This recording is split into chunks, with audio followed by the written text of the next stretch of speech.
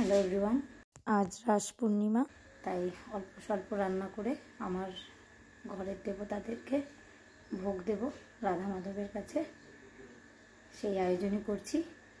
তাহলে সঙ্গে থাকুন, দেখতে থাকুন কী কী রান্না করি। অতি সামান্য আয়োজনই করব, তাহলে রান্নাবান্নাগুলো সেরে ভগবানকে ভোগ দিই।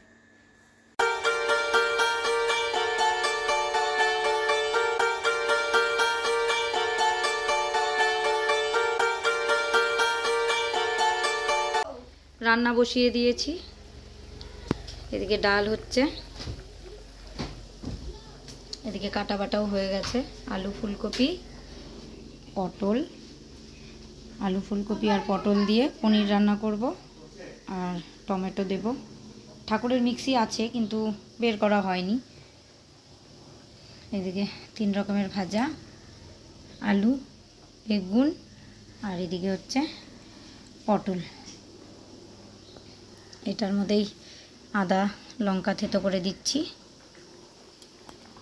এদিকে সব মশলা, এদিকে টমেটো কাটা হয়েছে চাটনির জন্য।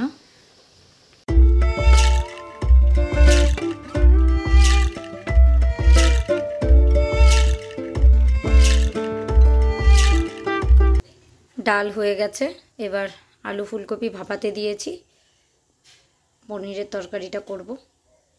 আলু ফুলকপি ভাপিয়ে রেখে তারপর ভাজাগুলো ভাজবো। ভাজাগুলো ভেজে, পনির ভেজে, তারপর পটল ভাজবো, ভেজে তারপর তরকারি বসাবো। সব শেষে করব চাটনি।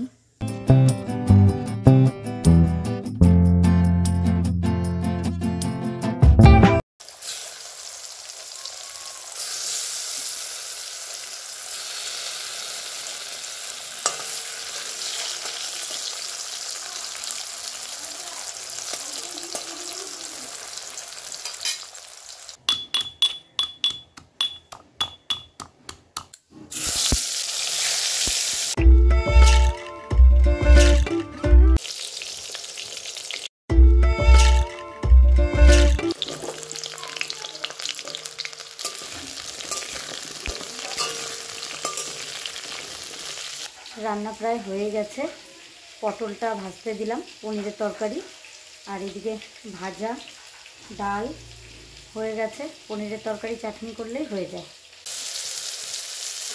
পনিরের পটলটাকে একটু হলুদ লবণ দিয়ে ভেজে নিচ্ছি। এদিকে পনির ভাজা হয়ে গেছে, আদা থেতো করে নিয়েছি, এদিকে লঙ্কাও থেতো হয়ে গেছে।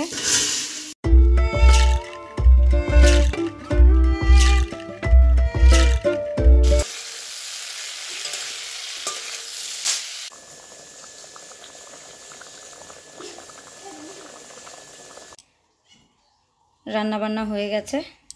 পনিরের তরকারি এটা ঠাকুরের ভোগের জন্য রেখে বাকিটুকু ঘরে দিয়ে দিয়েছি, ঘরের বাসনে। ঠাকুরের অন্ন অল্প করেই করেছি, ঠাকুরের এখানে ভোগ লাগার মতো। চাটনি, এদিকে আছে 3 রকমের ভাজা, আর 1 মিনিট ডাল। এই হচ্ছে আজকের ভোগের রান্নাবান্না। এবার ঠাকুরকে ভোগ লাগাবো। থাল রেডি করে নিয়েছি, ভোগ দেওয়া হয়ে গেছে। 2 জায়গায় ভোগ দিয়েছি, একটা তুলসী পাতা দিয়ে আর একটা তুলসী পাতা ছাড়া, যেহেতু ঘরে শিব ঠাকুর আছে তার জন্য। শুনেছি ভোগ দর্শনে দুর্ভোগ কাটে, তাই আপনারাও দর্শন করে নিন ভোগের। এই সামান্য কয়েকটি পদ রান্না করে ও সাথে ফল দিয়ে আজকে ভোগ দিয়েছি ঠাকুরকে। ভোগ দেওয়ার পর অব্রকে খাইয়ে, প্রসাদ খাইয়েই পড়তে পাঠিয়েছি, আর এখন অব্রর পাপা আর সজীবও প্রসাদই খাচ্ছে। আজকে খাওয়া দাওয়া এটাই। ব্লগটা এখানেই শেষ করছি। দারুণ হয়েছে।